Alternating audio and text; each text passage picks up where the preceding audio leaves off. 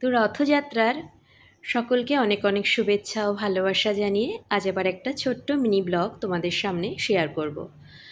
তো এটা চাঁদপাড়া গৌরীয় মঠের রথ। তো আমাদের এই যে মঠে দেখো রথটাকে ফুল দিয়ে সুসজ্জিত করা হচ্ছে, আর এটা হচ্ছে গৌরীয় মঠের মেন গেট। তো অনেক ভক্তের সমাগম হয়েছে আমাদের এই রথযাত্রার অনুষ্ঠানে।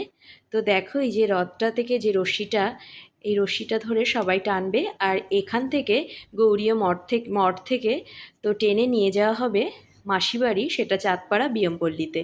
আর এই যে রথটা ফুল দিয়ে সাজানো হচ্ছে। আর আমাদের এই গৌরীয় মঠের ভেতরে একটা নাট মন্দির, সেই নাট মন্দিরে সমস্ত ভক্তদের জন্য প্রসাদের ব্যবস্থা করা হয়েছে। তো এটা হচ্ছে এই যে ঠাকুরের মন্দির, তো মন্দিরও দর্শন করিয়ে দিলাম।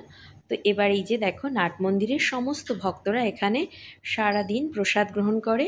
তো এই বিকাল 5টার সময় গৌরীয় মঠ থেকে তো রথের রশ্মি টেনে মাসির বাড়িতে চাঁদপাড়া বিয়মপল্লীতে এই যে নিয়ে আসা হচ্ছে।